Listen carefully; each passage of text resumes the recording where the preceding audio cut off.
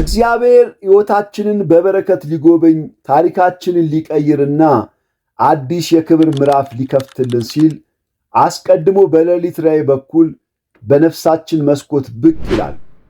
እነዚህ መለኮታዊ ሕልሞች እንደ ተራ የዕለት ተዕለት ውሎ ውጥንቁጦች ሳይሆኑ የሰማይ አባት ለምድር ሕይወታችን የሚልካቸው የምሥራች ደብዳቤዎች ናቸው። ተራ ሕልሞች ከእንቅልፍ ስንነቃ ወዲያው ይጠፋሉ። የእግዚአብሔር በረከት ያለበት ሕልም ግን ልክ በድንጋይ ላይ እንደተቀረጸ ምስል በአእምሮ ውስጥ ቁጭ ብሎ ይኖራል። በውስጡም መልእክቱ ትልቅ ትርጉም እንዳለው ይነግሮታል። በመጽሐፍ ቅዱስ እውነት መሠረት መለኮታዊ በረከትን የሚያበስሩ ሕልሞችና ትርጉሞቻቸውን ከማየታችን በፊት ላይክ፣ ሼር አድርገው ቢጀምሩ እኛን እየረዱ ነው። እግዚአብሔር ሊባርካችሁ ሲል የምታዩት አንደኛው ሕልም የሚያፈሩ ዛፎች ማየት ነው። እግዚአብሔር አምላክ በሕልሙ አረንጓዴ የለበሱ ቅርንጫፎች፣ በበሰለ ፍሬ የከበዱ ዛፎችን ከተመለከታችሁ ይህ በሕይወታችሁ ላይ የሚመጣውን ታላቅ መንፈሳዊና ሥጋዊ በረከትን የሚያበስር መለኮታዊ ምስጢር ነው። እስካሁን በሕይወቶ ወይም በጸሎቶ የዘሩት እንባና የደከሙት ድካም መና እንዳልቀረ የሚያሳይ የምሥራች ነው። ዛፍ አድጎ ፍሬ ለመስጠት ጊዜ እንደሚፈጅበት ሁሉ የእርሶም የትዕግሥትና የጥበቃ ዘመን አብቅቶ እግዚአብሔር የለፉበትን ነገር የሚያገኙበት የመከር ወቅት ላይ መድረሶን ያመለክታል። እግዚአብሔር እርሶን ሊባርኮት እንዲህ አይነት ሕልም የሚያሳዮት በረከቱ ለራሱ ብቻ ሳይሆን ለቤተሰቦ፣ ለወዳጆቹና ለተቸገሩት ሁሉ የሲሳይ ምንጭ ሊያደርጎት ስለመረጦት ነው። በመጽሐፍ ቅዱስ በውኃ ፈሳሽ ዳር እንደተከለች ፍሬዋ እንደምትሰጥ ቅጠሏም እንደማይረግፍ ዛፍ ተብሎ እንደተጻፈው የሚያፈራ ዛፍ ማየት ጊዜያዊ ስኬት ሳይሆን በሕይወቶ ውስጥ የሚመጣው ቋሚና ዘላቂ መደላደልን ያሳያል። ይህ ሕልም ከእግዚአብሔር ዘንድ የተላከ የይሁንታና የብልጽግና አዋጅ ነው። ሕይወቶ ከደረቅ ከኪሳራና ከባዶነት ወጥቶ በለመለመና ፍሬያማ በሆነ አዲስ ምዕራፍ ውስጥ መግባቱን በደስታ የሚያረጋግጥ መለኮታዊ ምስል ነው። ሁለተኛው እግዚአብሔር ሊባርከን ሲል የሚያሳየን ሕልም ደረጃዎችን ወይም ተራራን መውጣት ነው። እግዚአብሔር በሕልሙ ወደ ሰማይ የተዘረጋ ውብ ደረጃዎችን ሲወጡ ወይም ረጅምና ግርማ ሞገስ የተላበሰ ተራራን ጫፍ ለመርገጥ ወደ ላይ ሲገሰግሱ ሲያሳዮት ይህ በሕይወቱ ላይ የሚመጣው ከፍታና መንፈሳዊ ድል የሚያበስር ከአምላክ የመጣ ሕልም ነው። ደረጃን መውጣት ደረጃ በደረጃ የሚመጣን እውነተኛ እድገት ያሳያል። እግዚአብሔር አሁን ካሉበት የኑሮ ደረጃ፣ የሥራ መደብ፣ የኢኮኖሚ አቅም ወይም የመንፈሳዊ ሕይወት ጉልበት አውጥቶ ወደ ላቀና ወደ ተሻለ የክብር ስፍራ ሊያሻግሮት እንደወሰነ የሚያሳይ መለኮታዊ ማረጋገጫ ነው። ትላንት የነበሩበት ቦታ ዛሬ የእርሶ እንዳልሆነና ወደ ላይ ሊገሰግሱ መሆኑን ያመለክታል። ተራራ መውጣት ትዕግሥትን ይጠይቃል። በሕልሞ ተራራን ወጥተው ጫፍ ላይ መቆም በሕይወቶ ፊት ለፊት ላይ የተደቀኑትን የከባድ ፈተናዎች፣ የጠላት መሰናክሎችን በእግዚአብሔር ኃይል እንደሚረግጧቸውና በድል አድራጊነት እንደሚወጣቸው ያሳያል። ይህ ሕልም እግዚአብሔር ለሕይወቶ ያዘጋጀው የክብርና የስኬት አዋጅ ነው። ወደ ኋላ አትመልከት፣ ወደ ታችም አትውረድ፣ እኔ ወደ ከፍታ እመራሃለሁ የሚል የሰማይ አባት አበረታች ድምፅ በነፍሶ መስኮት ሲያስተጋባ የሚታይበት ድንቅ የብርሃን ጉዞ ነው። እግዚአብሔር ሊባርከን መቃረቡን የሚያሳየው ሦስተኛው የምናየው ሕልም ምግብ መመገብ ወይም ማደን ነው። እግዚአብሔር በሕልሙ እንጀራ ሲጋግሩ፣ ምግብ ቀርቦሎት በደስታ ሲመገቡ ወይም ለብዙ ሰዎች እያደሉና እየመገቡ ሲያዩ ይህ በሕይወቶ ላይ የሚመጣውን መባረክና የልግስና ጸጋ የሚያበስር ታላቅ መለኮታዊ ምስጢር ነው። በሕልሞ ጥሩ ምግብ መመገብ በሕይወቶ ውስጥ የነበረውን የኢኮኖሚ ጉድለት ማክተሙን ያሳያል። እንጀራ ሲጋግር ወይም ምግብ ሲያዘጋጁ ማየት የልፋቶና የጥረቶ ውጤት የተባረከ መሆኑን ይገልጣል። እግዚአብሔር በሚሰሩት ሥራ ላይ እጁን እንደሚጭንበትና ጥቂቱን ጥረቱን አብስቶ ፍሬያማ እንደሚያደርገው የሚያሳይ ነው። የእጅን ሥራ ትበላለህ፣ ምስጉን መልካም ይሆንላል የሚለው መዝሙር 128 ቁጥር 2 ላይ እንደሚናገረው በሕይወቶ እየተፈጸመ መሆኑን ያበስራል።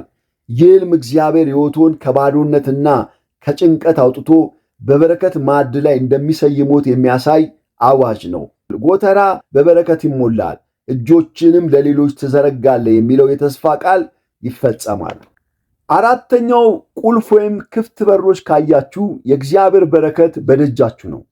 እግዚአብሔር የሚያብረቀርቅ ቁልፍ በእጆ ሲያስቀምጥ ወይም ተቆልፎ የነበሩ ትልልቅና ያረጁ በሮች በራሳቸው ጊዜ ወለል ብለው ሲከፈቱ በሕልማችን ካየን ይህ በሕይወታችን ላይ የሚመጣውን ታላቅ መለኮታዊ ጉብኝት ያሳያል። ቁልፍና በር በመንፈሳዊ ዓለም የባለቤትነት የሰማያዊ ፍቃድና የአዲስ ምዕራፍ መጀመሪያ ምልክቶች ናቸው። ለብዙ ዓመታት ጥራችሁ ያልተሳካላችሁ፣ ጸልያችሁ ያልተመለሰላችሁ አሁን በእግዚአብሔር ኃይል መፍትሄ ማግኘታቸውን ያሳያል። በሰው ጥረት ሊከፈቱ የማይችሉ የብረት በሮች በእግዚአብሔር የምሕረት እጅ የተከፈቱበት የነጻነት ዘመን ላይ መድረሶን ያበስራል። ቁልፉ በእጆ ላይ መሰጠቱ እግዚአብሔር በሕይወቶ ላይ የመወሰን ሥልጣን መሪነትን እንደሰጡት ያሳያል። በሩ ሲከፈት ማየት በአጋንንታዊ አሰራር በሰዎች ምቀኝነት ተይዞ የነበረው በረከቶ ነፃ መውጣቱን ያመለክታል። በመጽሐፍ ቅዱስ ራዕይ ምዕራፍ 3 ቁጥር 8 እነሆ በአንተ ፊት የተከፈተ በር ሰጥቻለሁ፣ ማንም ሊዘጋው አይችልም ተብሎ እንደተጻፈው ጠላት ሊዘጋው የማይችለው ሰፊ የክብር ጎዳና ከፊቶ መዘርጋቱን ያረጋግጣል። አንድ በር ሲከፈት ከጀርባው አዲስ ክፍል፣ አዲስ እይታ ወይም የተደበቀ ሀብት ይገኛል። ይህ ሕልም እግዚአብሔር ቀደም ሲል የማታውቁትን አዲስ ጸጋ፣ አዲስ የገቢ ምንጭ ሊሰጡት መሆኑን የሚያሳይ የሰማይ ምልክት ነው። የለቅሶና የውድቀት በር ተዘግቷል፣ የሳቅና የክብር በር ግን ወለል ብሎ ተከፍቷል የሚል የሉዓላዊ አምላክ ታላቅ ብስራት ነው። አምስተኛው አዲስ ቤት ውስጥ ስንገባ ካያችሁ በረከታችሁ ወደ እናንተ እየመጣ ነው። ቤት መግባት ወይም መስራት ከሰው ጥገኝነት መውጣትን ያሳያል። ወይም አሮጌውን ቤት ትቶ ወደ አዲስ ቤት መግባት የድሮ የስቃይ የውድቀትና የለቅሶ ታሪክ ማክተሙን ያሳያል። እግዚአብሔር የእርሶንና የቤተሰቦን ስም በጥሩ ነገር ሊያስጠራ፣ ክብራችሁን ሊመልስ ወይም የኑሮ ደረጃ ሊያጎናጽፋችሁ መወሰኑን የሚያሳይ ሰማያዊ አዋጅ ነው። ቤት በአንድ ቀን የሚቆም ሳይሆን ዘላቂ ቅርስ ነው። በሕልሞ ቤት ሲሰሩ ወይም ሲረከቡ ካዩ እግዚአብሔር ለእርሱ ብቻ ሳይሆን ለልጅ ልጅ የሚተርፍ መሠረቱ የጸና የሀብት በረከት በእጁ ላይ እንደሚያስቀምጥ ያሳያል። ይህ ሕልም እግዚአብሔር ከእንግዲህ በሰው ደጅ አትቆምም፣ በጭንቀትም አትናወጥም፣ በገዛ በረከት ላይ በክብር ትቀመጣለህ እያለ እየተናገሩት ነው። ስድስተኛው በሕልም ከጉድጓድ ሲወጡ ካዩ የእግዚአብሔር እጅ ወደ እርሱ እየቀረበች መሆኑን ያሳያል። በመንፈሳዊ ዓለም ጉድጓድ የውድቀት፣ የተስፋ መቁረጥ የመጨረሻው ጥግ ምልክት ነው። እግዚአብሔር በሕልሙ ከጨለማና ከጠባብ ጉድጓድ ሲወጡ ካሳዮት ይህም በሕይወቱ ላይ የሚመጣውን ፍጹም መለኮታዊ ነፃነት፣ የታሪክ መለወጥና የክብር ትንሣኤ መምጣቱን የሚያበሰር ምልክት ነው። በመጽሐፍ ቅዱስ የዮሴፍ ወንድሞች በምቀኝነት በጥልቅ ጉድጓድ ውስጥ ጥሎት ነበር። እግዚአብሔር ግን ከዚያ አውጥቶት የግብፅ ጠቅላይ ሚኒስትር አደረገው። ከጉድጓድ መውጣት ከሰው ምቀኝነት፣ ከክፉ መንፈስ አሰራር በሰማያዊ ኃይል ሰብረው መውጣቱን ያሳያል። ጉድጓድ መውጫ የሌለው የሚመስል የኑሮ መጥበብ ነው። ከዚያ መውጣቱ እግዚአብሔር ያንን ከባድ የጭንቀት ዘመን አብቅቶሎት የገንዘብ የጤና ነፃነት የሚሰጥበት አዲስ የብርሃን ምዕራፍ መጀመሩን ያበስራል። በመዝሙር ምዕራፍ 40 ቁጥር 2 ከጥፋት ጉድጓድ ከረገረገም ጭቃ ወጣኝ፣ እግሮቼንም በዓለት ላይ አቆማቸው፣ አካሄዴንም አቀና ተብሎ እንደተጻፈው ይህም እግዚአብሔር በብቸኝነቱና በለቅሶ ጊዜ እንዳልተወት ማረጋገጫ ነው። የሰማይ አባት ረጅም እጁን ዘርግቶ ከሰው አቅም በላይ ከሆነው አረንቋ ውስጥ እንዳወጣት ያሳያል። ይህን ሕልም ካዩ የተሸሸጉበትን የተረሱበትና የወደቁበት ዘመን አብቅቷል፣ አሁን ያንተ የብርሃን ጊዜ ደርሷል የሚል የአምላክ ብስራት ነው። ሰባተኛው በሕልም ሰፊ ሜዳ ላይ ሲሮጡ ካዩ የእግዚአብሔር በረከት ወደ እርሱ እየገሰገሰ ነው። ሰፊ ሜዳ ላይ መሮጥ ምንም አይነት የሚያቆም አጥር እንደሌለ ያሳያል። እግዚአብሔር በሕልሙ ውስጥ ውስን በሌለው ለምለምና አረንጓዴ ሰፊ ሜዳ ላይ በደስታና በነፃነት ሲሮጡ ካሳዩት ይህ በሕይወቶ ላይ የሚመጣውን አስገራሚ ስኬትና ጸጋን ያሳያል። ጠባብ ቦታ መጨናነቅን፣ ችግርን ሲያሳይ፣ ሰፊ ሜዳ ግን ማለቂያ የሌላቸው አዳዲስ ዕድሎች መኖራቸውን ይገልጣል። እግዚአብሔር ለአንተ ያዘጋጀልህ የበረከትና የሥራ በር በጣም ሰፊና ማንም ሊዘጋው የማይችለው መሆኑን ያበስራል። በሕልም ሜዳው ላይ ስትሮጥ ብቻህን ከሆንክና ማንም የሚያሳድድ ከሌለ ይህ ማለት ካለፈው ሕይወት ሽንፈት፣ ፍርሃትና ጭንቀት ነፃ ወጥተሃል ማለት ነው። እግዚአብሔር ካንተ በፊት የነበረውን የታሪክ መዝገብ አጥፍቶ አዲስና ንጹሕ የድል ምዕራፍ እንደከፈተልህ ትልቅ ማረጋገጫ ነው። ስምንተኛው በሕልም በወንዝ ላይ በሰላም መሻገር ካየክ የእግዚአብሔር በረከት በሕይወት ላይ ሊመጣ ነው። ወንዝ በሕልም ዓለም ሰውን የሚያሰምጥ ጉዞን የሚያስተጓጉልና ፍርሃት የሚያመጣ መሰናክል ተደርጎ ይወሰዳል። ነገር ግን በሕልም ወንዝን በሰላም ስትሻገር ካየክ እግዚአብሔር በሕይወት ውስጥ ያለውን ትልቅና አስፈሪ የፈተና ዘመን አሳልፎ ወደማይናወጥ እውነተኛ የበረከትና የእረፍት ምዕራፍ እንዳሻገረ የሚያሳይ መንፈሳዊ ምስጢር ነው። በሕልም ውስጥ ያየከውን ሳትፈራ ተሻግረ ወደ ሜዳ ስትደርስ ማየት በአሁኑ ሰዓት በሕይወት ላይ ያሉትን ከባድ የኢኮኖሚ ጭንቀቶችና የቤተሰብ መናወጦች በእግዚአብሔር ረድኤት እንደምትሻገራቸው ያበስራል። ጠላቶች አይወጣም ያሉበትን ማዕበል አልፈ ሜዳ ላይ ትቆማለህ። ወንዝ መሻገር የልፋት የችግርና የጥረት ዘመን ማብቃቱን ያሳያል። እግዚአብሔር ካለበት የጭንቀትና በረሃ አውጥቶ ወደ ተዘጋጀልህ ወደ አዲስ በረከት እያሻገረ መሆኑን የሚያሳይ ፍጹም ማረጋገጫ ነው። በሕልም ወንዝን ከተሻገርክ በኋላ ያገኘከው ምድር አረንጓዴ ብርሃን የበዛበት ወይም ደስ የሚል ሜዳ ከሆነ እግዚአብሔር ሊያሳይ ያለው በረከትና ክብር አንተ ካሰብከውና ከለመንከው በላይ እጅግ ታላቅ መሆኑን ያረጋግጣል። በዚህ ጊዜ እግዚአብሔርን ለማመስገን ተዘጋጅ። ዘጠነኛው በሕልም ነጭ ልብስ ለብሰ ካየክ የእግዚአብሔርን ሞገስ ማግኘትን ያበስራል። በቀደመው ዘመን ንጉሶች፣ መኳንንትና ባለሥልጣናት በትልልቅ የድልና የደስታ ቀን ነጭ ልብስ ይለብሱ ነበር። በሕልም ንጹሕና ያማረ ነጭ ልብስ ለብሰ ራስን ካየው እግዚአብሔር ካለበት የውርደት የመናቅ ሕይወት አውጥቶ ታላቅ ክብርና ሞገስ እንደሚሰጥ ያሳያል። በሥራ ላይ ከፍተኛ እድገት ወይም ሹመት ልታገኝ እንደምትችል በሰዎች ፊት ቃል የሚሰማና የተከበርክ እንደሚሆን ያበስራል። ነጭ ልብስ የንጽህናና እድፍ የሌለው የሕይወት ምልክት ነው። በበሽታ እየተሰቃየ ያለ ሰው ወይም በጭንቀት ልቡ የዛለ ሰው በሕልሙ ነጭ ልብስ ሲለብስ ካየ እግዚአብሔር ከበሽታው ሊፈውሰው እንደሆነ ትልቅ ማረጋገጫ ነው። ግራ ተጋብተባቸው ለነበሩ የሕይወት ውሳኔዎች እግዚአብሔር ብርሃንና ማስተዋልን ሊሰጥ እንደሆነ እየነገረ ነው። ነጭ ልብስ ሁልጊዜም የሰርግና የደስታ በዓል መገለጫ ነው። ይህም በሕይወቱ ውስጥ ረጅም ዘመን የፈጀው የለቅሶና የሐዘን ዋይታ ማብቃቱንና የደስታ ዘመን መተካቱን ያሳያል።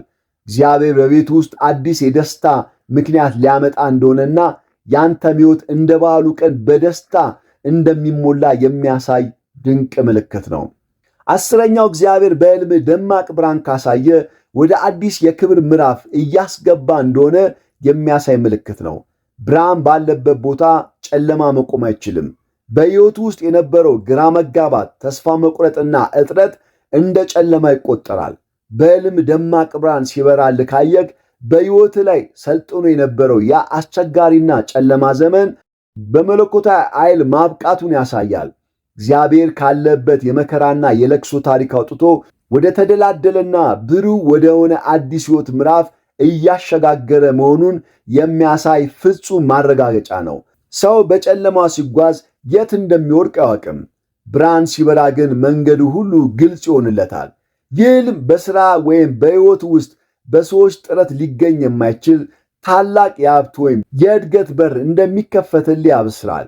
ለዓመታት የለፋበት ነገር በአጭር ጊዜ ውስጥ ፍሬ አፍርቶ በሰዎች ፊት ከፍ እንድትልና እንድትደሰት ያደርጋል።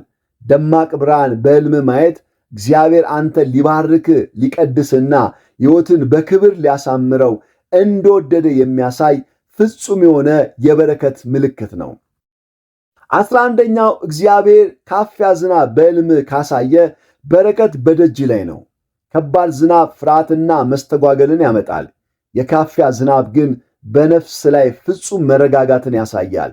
የካፊያ ዝናብ መሬት ውስጥ ዘልቆ በመግባት አፈሩን በደንብ ያረሰርሰዋል። ለተክሎች እድገትም ተስማሚ ነው። እግዚአብሔር የሚሰጥ በረከት በሰዎች ዘንድ ለታይታ የሚሆን ሳይሆን በሕይወት ውስጥ በረጅም ጊዜ የሚቀጥል በረድኤት የሚበዛ እውነተኛ በረከት መሆኑን ይገልጣል። ዝናብ የደረቀውን መሬት አረንጓዴ እንደሚያደርግና ዘሩን እንደሚያበቅል ይታወቃል። ተስፋ ቆርጠበት የነበረ ከእንግዲህ አይሳካም ብለህ የተውከው አሮጌ ነገር በአምላክ ቸርነት እንደገና ሕያው ሆኖ ማቆጥቆጥ እንደሚጀምር የሚያሳይ የሰማይ ምልክት ነው። የካፊያ ዝናብ ሰው ሳይለፋበትና ሳይደክምበት ከሰማይ በነፃ የሚወርድ ታላቅ ስጦታ ነው። አንተም ጨርሶ ባልገመትከው መንገድ ወይም ፈጽሞ ባልጠበቅከው ሰው የሐሳብና የገንዘብ ድጋፍ እንደምታገኝ ያሳያል። እነዚህ ሁሉ ምልክቶች በሕልም ካየህ እግዚአብሔር አንተንና ቤትህን በልዩ ሁኔታ ሊባርክና ታሪክህን ሊቀይር እንደተነሳ የሚያሳይ ፍጹም የሆኑ የሰማይ ምስክሮች ናቸው። አመሰግናለሁ። ቤተሰብ ካልሆኑ ሰብስክራይብ በማድረግ ቤተሰብ ይሆኑ። ይሄ መልእክት ለሌሎች መድረስ አለበት ብለው ካሰቡ ደግሞ ሼር፣ ላይክ በማድረግ አብረውን ይቆሙ።